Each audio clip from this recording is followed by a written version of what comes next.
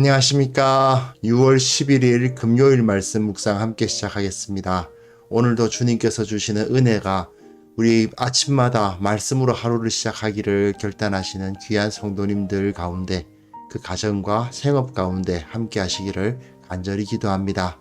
오늘 본문은요, 제가 제목을 매 순간의 일상에 감사하라 이렇게 제목을 정했는데 사실은 본문의 그 메시지하고 약간 벗어나 있어요. 그 선지자가 얼마나 많은 고생을 하게 되는가에 대한 이야기를 하고 있는 본문이긴 한데, 그런데 너무 그렇게만 계속 묵상을 하니까 조금 힘들잖아요. 그러니까 조금 거기 원래 본문이 가르치고 있는 바에서 한 단계 옆으로 조금 더 넓게 묵상을 한번 해보면 우리 삶에 대해서 생각해 볼 수 있는 시간이 되지 않을까, 그렇게 생각을 해서요, 오늘 묵상을 조금 핀트를 성경이 정말 말하고 있는 것은 말씀을 드리고, 하지만 우리 삶에 핀트를 맞추는 것은 조금 다른 묵상을 해봤으면 좋겠다 하는 생각이 듭니다. 그럼 함께 말씀을 보도록 하겠습니다.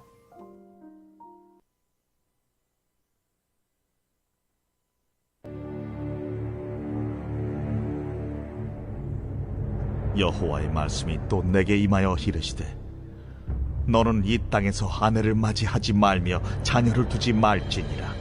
이곳에서 낳은 자녀와 이 땅에서 그들을 해산한 어머니와 그들을 낳은 아버지에 대하여 여호와께서 이와 같이 말씀하시오니, 그들은 독한 병으로 죽어도 아무도 슬퍼하지 않을 것이며 묻어주지 않아 지면의 분토와 같을 것이며 칼과 기근에 망하고 그 시체는 공중의 새와 땅의 짐승의 밥이 되리라. 여호와께서 이와 같이 말씀하시되, 초상집에 들어가지 말라. 가서 통곡하지 말며 그들을 위하여 애곡하지 말라. 내가 이 백성에게서 나의 평강을 빼앗으며 인자와 사랑을 제함이라. 여호와의 말씀이니라. 큰 자든지 작은 자든지 이 땅에서 죽으리니 그들이 매장되지 못할 것이며 그들을 위하여 애곡하는 자도 없겠고 자기 몸을 베거나 머리털을 미는 자도 없을 것이며 그 죽은 자로 말미암아 슬퍼하는 자와 떡을 떼며 위로하는 자가 없을 것이며 그들의 아버지나 어머니의 상사를 위하여 위로의 잔을 그들에게 마시게 할 자가 없으리라. 너는 잔치집에 들어가서 그들과 함께 앉아 먹거나 마시지 말라. 만군의 여호와 이스라엘의 하나님께서 이와 같이 말씀하시니라. 보라, 기뻐하는 소리와 즐거워하는 소리와 신랑의 소리와 신부의 소리를 내가 네 목전 네 시대에 이곳에서 끊어지게 하리라. 내가 이 모든 말로 백성에게 말할 때에 그들이 내게 묻기를, 여호와께서 우리에게 이 모든 큰 재앙을 선포하심은 어찌 됨이며 우리의 죄악은 무엇이며 우리가 우리 하나님 여호와께 범한 죄는 무엇이냐 하거든, 너는 그들에게 대답하기를, 여호와께서 말씀하시되 너희 조상들이 나를 버리고 다른 신들을 따라서 그들을 섬기며 그들에게 절하고 나를 버려 내 율법을 지키지 아니하였음이라. 너희가 너희 조상들보다 더욱 악을 행하였도다. 보라, 너희가 각기 악한 마음에 완악함을 따라 행하고 나에게 순종하지 아니하였으므로 내가 너희를 이 땅에서 쫓아내어 너희와 너희 조상들이 알지 못하던 땅에 이르게 할 것이라. 너희가 거기서 주야로 다른 신들을 섬기리니 이는 내가 너희에게 은혜를 베풀지 아니함이라 하셨다 하라.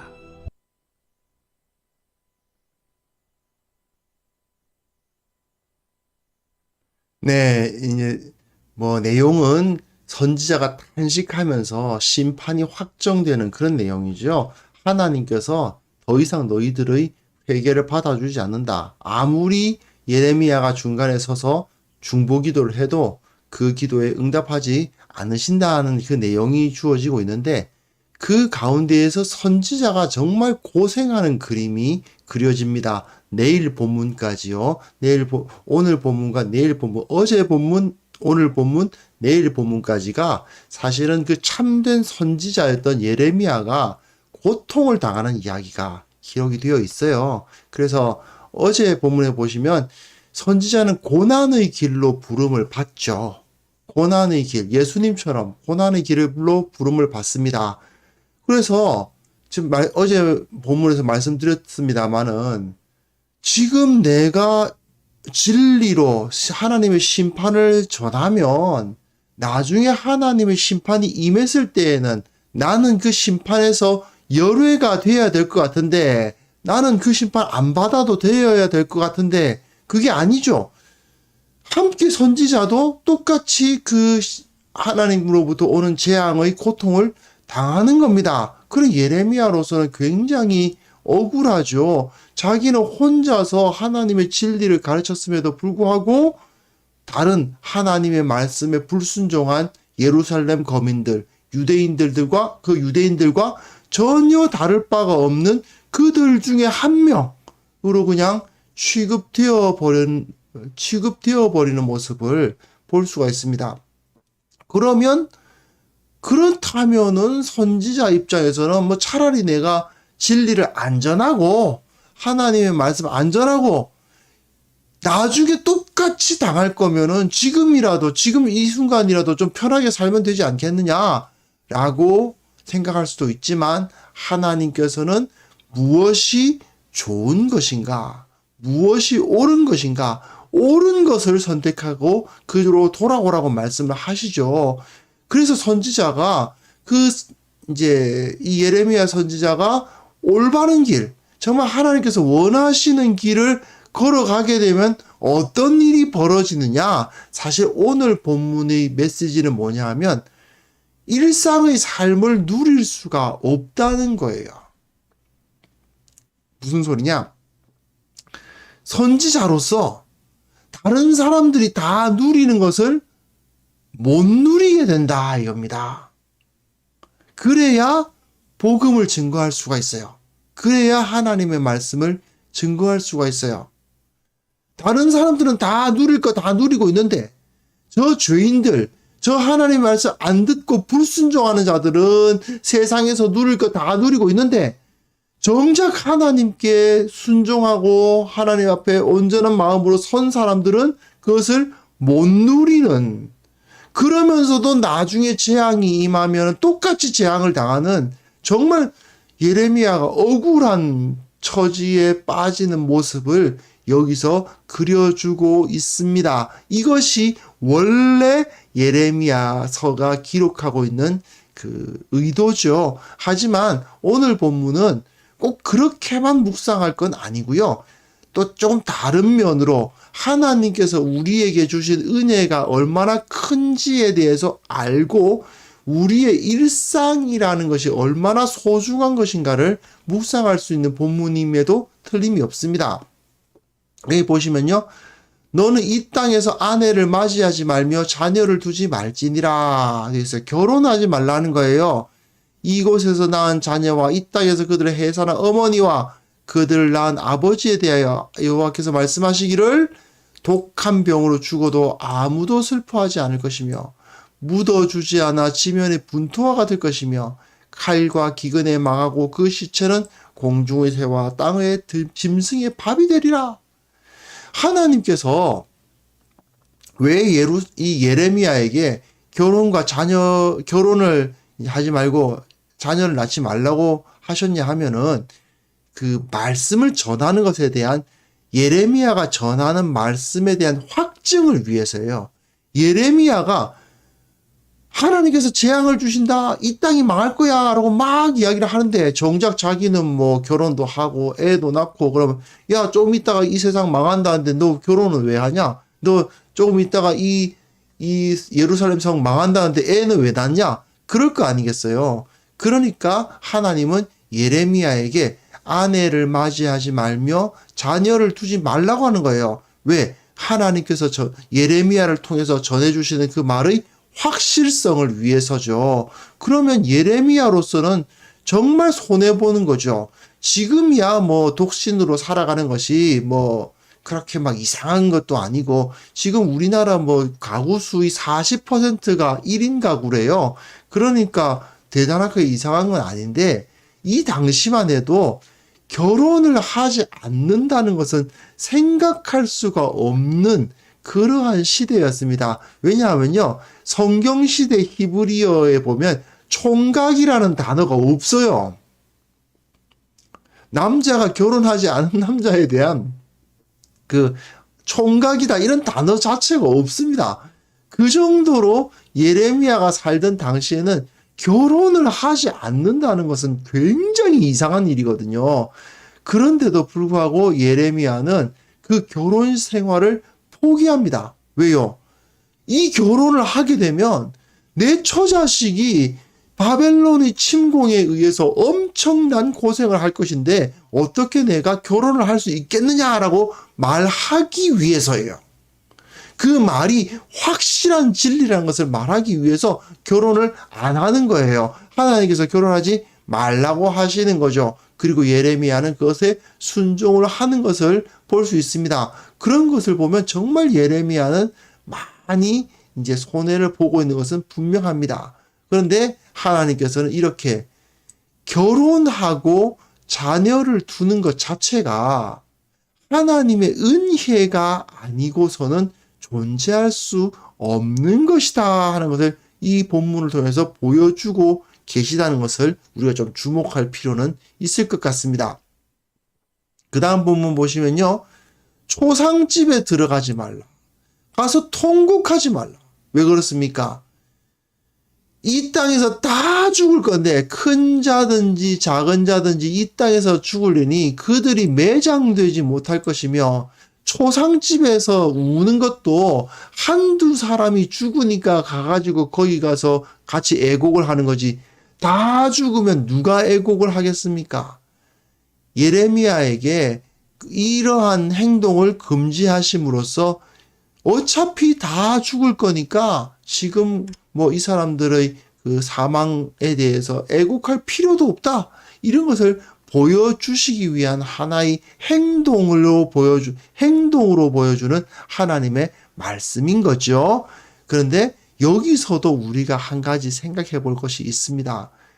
사실 누군가가 죽고 뭐 슬픔을 당하고 그 사람의 슬픔을 함께 나누기 위해서 그곳에 찾아가서 뭐 조의하고 함께 우리나라에서는 또 같이 식사도 나누죠. 꼭 보면 그 장례식장 가가지고 함께 식사 나누면서 뭐 그 돌아가신 분 이야기도 하고 또 이제 그 유가족들 뭐 위로하고 뭐 그런 모습들 사실은 그게 슬픈 일이기도 하고 또 나름 이제 안타까운 일이기도 하지만 또한 그런 것을 할 수 있다는 것 자체가 그들이 누군가가 죽었을 때, 사랑하는 사람이 죽었을 때 함께 슬퍼할 수 있는 그 환경 자체가 또한 하나님의 은혜인 거예요.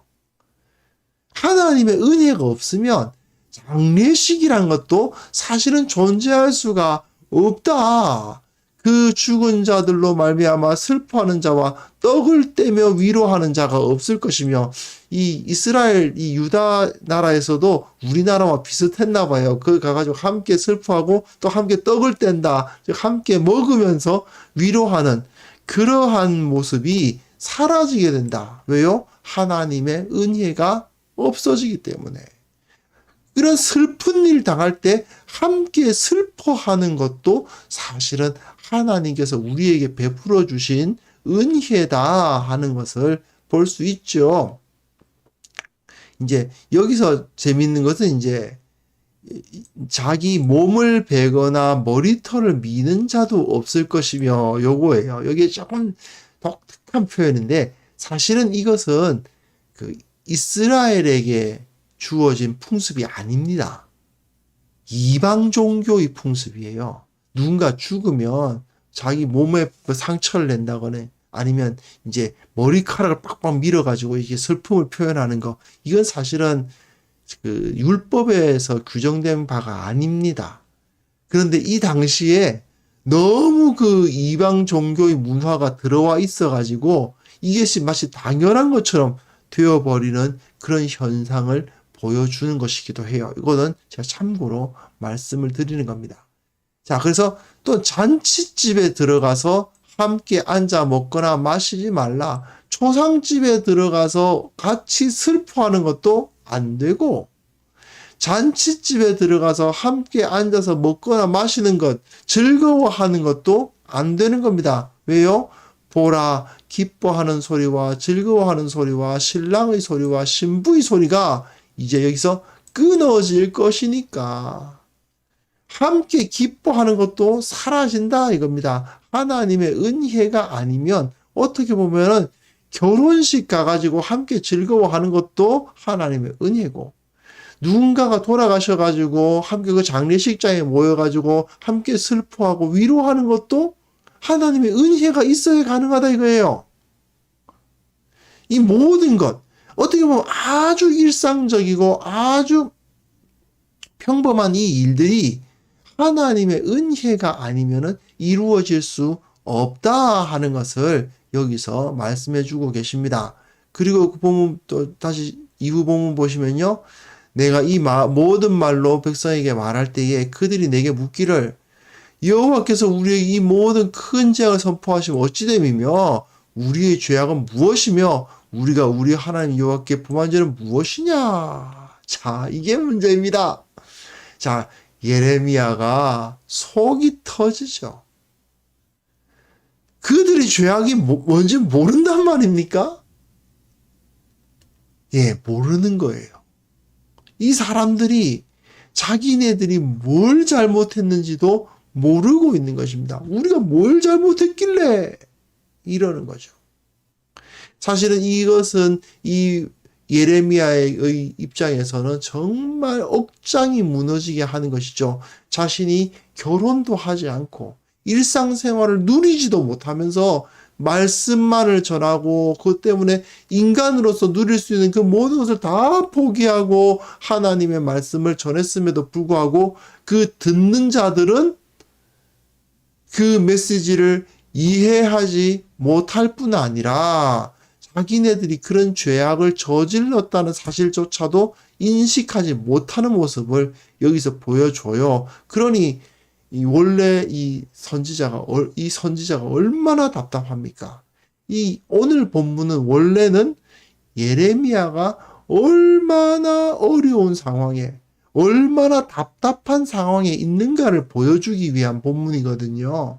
결혼 안 돼. 초상집 가서 슬퍼하는 것도 안 돼. 잔치집에 가서 함께 즐거워하는 것도 당연히 안 돼.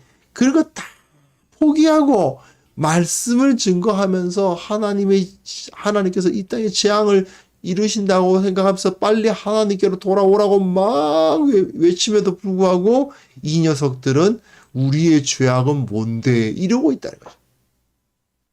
그런 답답한 상황에 이 선지자가 들어가게 된다. 이것이 사실 하나님의 사람이 감당할 사명인 거예요. 사실은요, 교회 섬기실 때 그런 일들 자주는 아니고 이제 가끔 그런 일 당하실 때가 있으실 거예요. 정말 나는 주님을 위해서 사역했는데 정말 나는 이 교회를 사랑해서 이 모든 것을 바치고 내 시간과 노력과 재물을 바치면서 섬겼는데 사람들은 네가 뭐 했는데 뭐 이런 일들이 벌어진다는 거죠. 또는 그것에 대해서 우리 이러지 맙시다. 이거 잘못된 거 아닙니까? 라고 막 이제 뭔가를 바꾸려고 노력을 해도 우리가 뭘 잘못했는데 이렇게 나오는 경우가 있습니다. 그 앞에서 답답하고 괴롭고 굉장히 하나님께서 왜 나에게 이런 일을 맡기셨단 말인가. 내가 정말 괜히 하나님께서 맡기신 것이 아님에도 불구하고 나 혼자 막 그냥 하나님을 일한다고 하면 나된 거 아닐까. 이런 생각을 하게 만드는 일들이 사실은 많아요. 하지만 예레미야 선지자도 그러했고 결정적으로 우리 주님 예수님께서 그렇게 하셨죠. 예수님께서 제자들에게 아무리 가르쳐도 제자들은 못 알아먹지 않습니까? 그 모습이 여기서도 나타나는 겁니다. 그래서 마지막 본문 보시면요. 너희가 너희 조상들보다 더욱 악을 행하였도다. 너희 조상들이 앞에서 보면 그의 조상들이 나를 버리고 다른 신들을 따라서 그들을 섬기며 그들에게 절하고 나를 버려 율법을 지키지 아니하였는데 너네들은 너네 조상들보다 더 악을 행했다. 그러니 어떻게 하냐? 나에게 순종하지 않으니 결국은 너희와 너희 조상들이 알지 못하는 땅에 이르게 할 것이라 쫓아내버리겠다는 것이죠. 저기 멀리 바벨론으로 너희들을 다 쫓아내어 버릴 것이다 라는 메시지를 선포합니다. 그러나 역시 예레미야의 메시지는 이제 인기가 있는 메시지가 아니죠. 사람들로부터 받아들여지지도 않고 사람들의 인정을 받지도 못하는 것을 이제 볼 수 있습니다. 예. 다시 한번 말씀드리지만 이 예레미야 오늘 본문은 하나님의 사명을 받은 사람이 얼마나 어렵고 힘든 길을 걸어가야 하는가를 보여주는 거예요. 결혼도 못하고 이제 슬픈 사람들과 함께 슬퍼하지도 못하고 기쁜 사람들과 함께 기뻐하지도 못하고 저 사람들의 귀에 듣기 싫어하는 말씀을 계속 전하는데 정작 저들은 우리가 뭘 잘못했는데 이러는 반응을 목격해야 하는 그러한 답답한 상황을 걸어가도록 하는 메시지가 그런 선지자는 그런 답답한 길을 걸어가야만 했다는 것을 보여주는 메시지입니다. 그런데 또한 오늘 본문을 통해서 조금 이제 핀트를 바꾸어 보면 우리가 일상에서 경험하는 거, 뭐 결혼을 하고 초상집 가고 기뻐하고 모든 여러 가지 일들 말입니다. 그런 일들 자체가 전부 하나님의 은혜라는 사실을 인정하지 않을 수 없도록 하는 본문이기도 하죠. 정말 하나님의 은혜가 아니면 우리가 아침에 일어나서 어디 가고 뭐 여러 가지 일을 하고 밤에 잠들기까지 모든 그 일상의 삶의 모든 것 자체, 모든 것이 정말 아주 사소한 것부터 말이에요. 뭐 아침에 밥 한 끼 먹는 것 수준도 있고 또는 뭐 어디 가서 이제 누구 만나는 거, 행동하는 거 그런 것 자체가 전부 다 하나님의 은혜인 것입니다. 사실 최근에 우리 팬데믹 사태가 나타나니까 정말 일상이 하나님의 은혜였구나 하는 것을 깨닫게 되지 않습니까? 그 이전에는 당연히 사람이라면 그렇게 살 수 있고 당연히 사람이라면 그런 것을 누릴 수 있을 거라고 생각했던 것들, 사람들이 모여가지고 함께 식사 나누면서 즐거워하는 것, 교회에서 모여서 함께 성찬을 나누고 함께 식사를 나누면서 가까이서 손을 붙들고 함께 기도하고 이런 것들 다 당연히 하던 거였는데 그게 지금 거의 1년 넘게 그죠? 1년 넘게 지금 불가능해지고 있습니다. 그 불가능한 시간을 지금 우리는 살아오고 있죠. 하나님께서 그 이전까지 그 모든 것들을 우리에게 은혜로 주고 계셨다는 사실을 우리는 깨달아야 하는 것입니다. 매일의 삶에서 작은 것들 하나하나가 다 하나님의 공급이라는 것을 우리는 깨달으면서 살아야만 합니다. 그래서 바울은 범사에 감사하라 그렇게 가르치지 않았습니까? 우리가 여러 가지 경험하는 일들, 어떨 때는 막 힘들고 귀찮게 여겨지는 그 모든 일상들까지 다 사실은 하나님의 은혜입니다.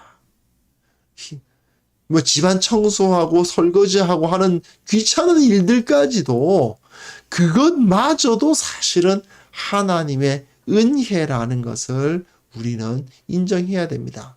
주님과 함께 살아가다가 가끔은 기뻐하고 가끔은 또 슬퍼하는 것, 그것마저도 슬픔을 주시는 것마저도 사실은 감사의 제목이라는 사실을 기억할 수 있었으면 좋겠습니다.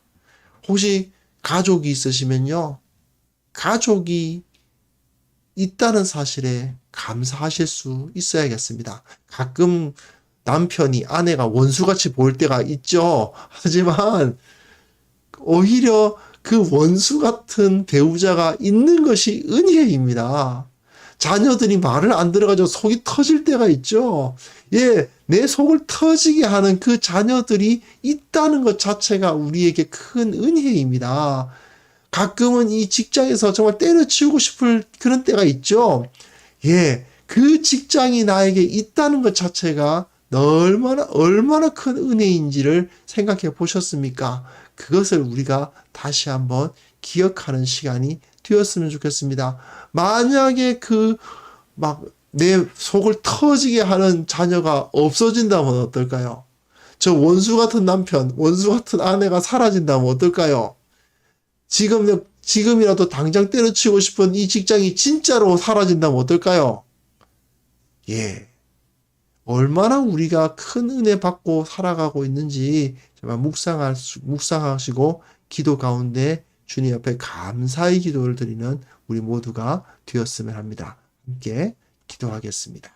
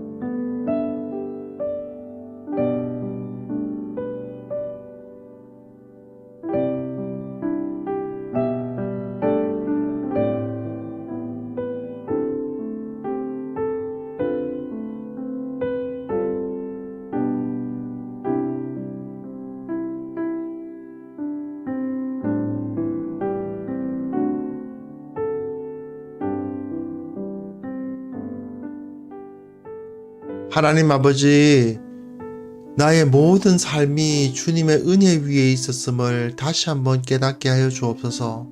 참으로 우리의 마음속에 범사에 감사하는 마음이 충만케 하여 주시기를 원하옵고 바랍니다. 내가 누리고 있는 이 모든 것이 다 주님으로부터 왔다는 것을 깨닫는 지혜도 허락하여 주시고, 그런 내가 가진 것, 나의 시간과 나의 힘과 나의 재물과 나의 열정을 주님 앞에 기꺼이 드리고자 하는 믿음도 우리에게 허락하여 주옵소서. 주님께서 우리를 얼마나 사랑하셨고 주님께서 우리에게 얼마나 많은 것으로 채우셨는가를 이 시간 확인하는 시간이 되게 하여 주시고, 오늘 겪게 될 여러 가지 일들 그것까지도 다 감사할 수 있고 다 그 모든 것을 통해서 찬양의 제목을 삼을 수 있는 우리 모두가 되게 하여 주옵소서. 주님, 특별히 기도하옵기는 참으로 이 팬데믹 사태를 바라보면서 그 이전에 하나님께서 얼마나 우리들에게 큰 은혜를 내려주고 계셨던가를 다시 한번 깨달았습니다. 주님, 감사하지 못했던 것, 기뻐하지 못했던 것, 찬송하지 못했던 것 주님께서 용서하여 주시기를 원하옵고, 이제 주님의 은혜를 다시 한번 깨달았사오니 주님께서 이 사태를 속히 종식시켜 주사 우리가 온전한 예배로 또한 일반적 일상으로서 돌아가서 주님의 은혜를 온전히 누릴 뿐 아니라 또한 주님께 영광을 돌리고 살아갈 수 있는 기회를 허락하여 주시옵소서. 속히 이 모든 것들이 다 사라지고 수많은 사람들의 그 마음속에 있는 두려움을 제거하여 주시고, 또한 아픈 자, 고통당하는 자들 다 나을 수 있도록, 다 회복될 수 있도록 주님 도와주옵소서. 오늘 하루 주님 앞에 의탁합니다. 주님께서 오늘을 승리하는 하루 되게 하여 주시고 감사하는 하루 될 수 있도록 도와주시고, 매 순간 주님의 인도하심과 채워주심을 경험하는 하루가 되게 하여 주옵소서. 그것으로 말미암아 승리의 계가를 부르며 주님께 찬송하는 우리 모두가 될 수 있도록 주님께서 은혜를 베풀어 주시기를 원하옵고, 주께서 함께하여 주심을 인하여 감사하며 예수 그리스도의 이름으로 기도합니다. 아멘.